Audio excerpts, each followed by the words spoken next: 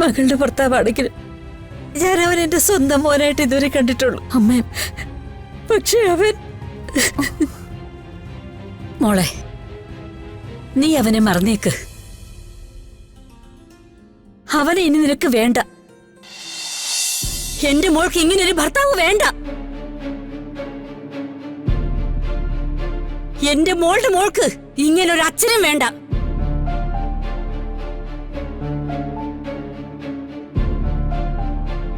ഇറങ്ങി പോടാ. എടാ പോവാൻ.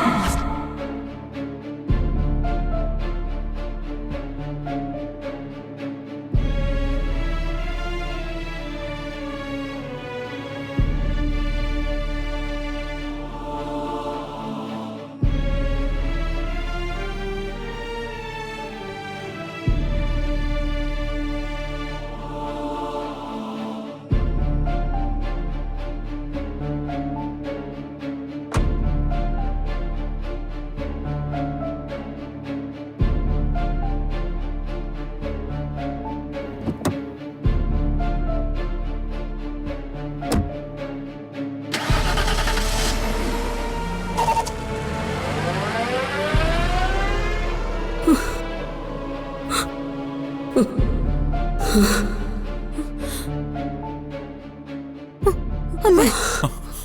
അമ്മേ. അയ്യോ അയ്യോ എന്തോ അമ്മേ. അമ്മേ. അയ്യോ അമ്മേ. ആന്റി. അമ്മേ. അമ്മേ. അമ്മേ.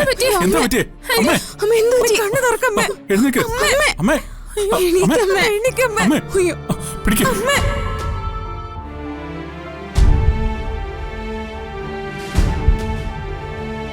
അമ്മേ. അമ്മേ. അമ്മേ. അമ്മേ. അമ്മേ.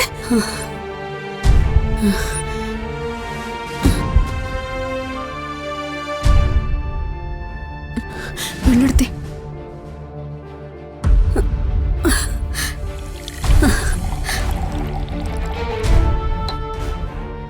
ഇതാ കൊടുക്ക്. കുടിക്ക്.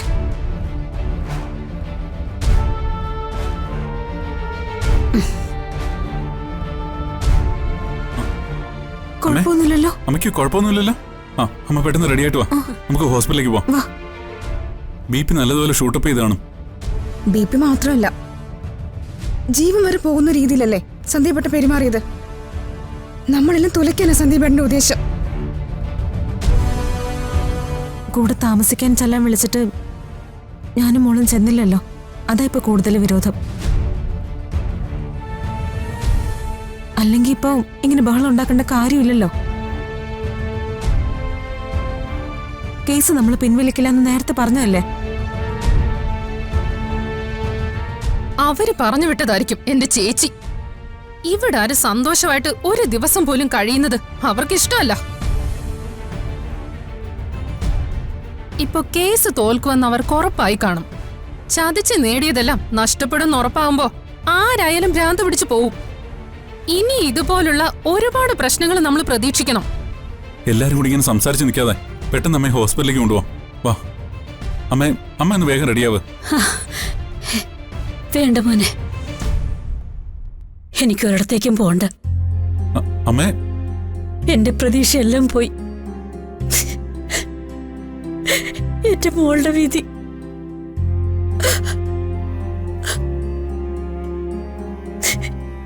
എന്റെ ദൈവമേ, ഇതിന് മാത്രം എന്ത് പാവോ ഞാൻ ചെയ്തത്. അമ്മ വിഷമിക്കണ്ട. ഇതിനൊക്കെ മറുപടി കൊടുക്കാനുള്ള അവസരം ദൈവം നമുക്ക് തരും. അവന്തിയുടെ പിന്നാലെ വാലാട്ടി നടക്കുന്നവരുടെ മുമ്പിലൊന്നും നമ്മൾ തോൽക്കാൻ പോകുന്നില്ലമ്മേ. ഈ കേസ് നമ്മൾ ജയിക്കും. അമ്മ നോക്കിക്കോ. അന്ന് അമ്മയോടോ ആതിരയോടോ എല്ലാം ക്ഷമ ചോദിച്ച് അവൻ തിരിച്ചു വരും. തിരിച്ചു വന്നിട്ട് എന്തിനാ? കഷ്ടകാല സമയത്ത് കൂടെ നിൽക്കാത്തത് ഭർത്താവാണെങ്കിലും തള്ളിക്കളയുന്നത് തന്നെയാ നല്ലത്. എന്റെ കൂടെ നിന്നവരെയും കഷ്ടപ്പെട്ടവരെയും മാത്രം ചേർത്ത് പിടിച്ചാൽ മതി. അതിലെന്റെ കുഞ്ഞിന്റെ അച്ഛനെന്ന് ഒരു പരിഗണനയും അവന് ആവശ്യമില്ല. മകളുടെ ഭർത്താവാണെങ്കിലും ഞാൻ അവൻ എന്റെ സ്വന്തം മോനായിട്ട് ഇതുവരെ കണ്ടിട്ടുള്ളൂ. അമ്മേ, പക്ഷെ അവൻ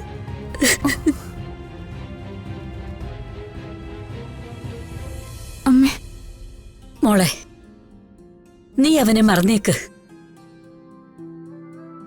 അവനെ ഇനി നിനക്ക് വേണ്ട.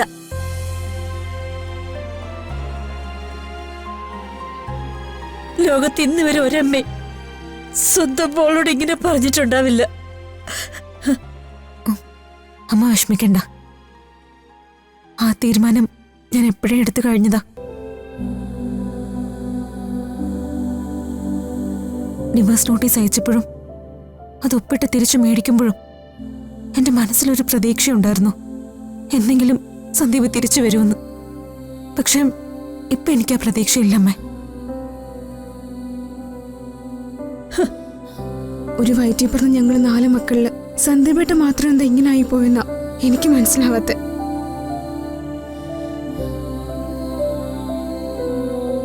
ഇന്നത്തെ വാശിക്ക് എന്തായാലും അവൻ കോടതിയില് അവന്തിയേക്ക് അനുകൂലമായിട്ട് മൊഴിമാറ്റി പറയും തന്നെയാ ഞാൻ വിചാരിക്കുന്നത്.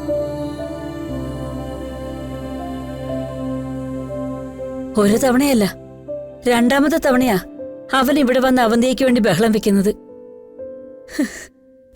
അവൻ ചതിയന.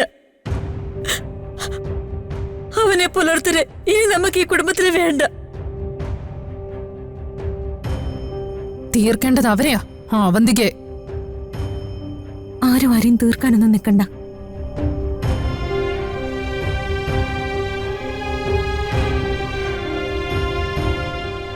സന്ദീപ് മൊഴിമാറ്റി പറഞ്ഞ് നമ്മൾ ഈ കേസ് തോറ്റ എന്റെ മോളുടെ അച്ഛന്റെ അന്ത്യം എന്റെ കൈകൊണ്ട് തന്നെ ആയിരിക്കും.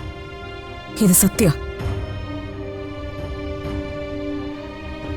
എന്റെ മോളെ നിങ്ങളെല്ലാരും കൂടെ നോക്കിക്കോ.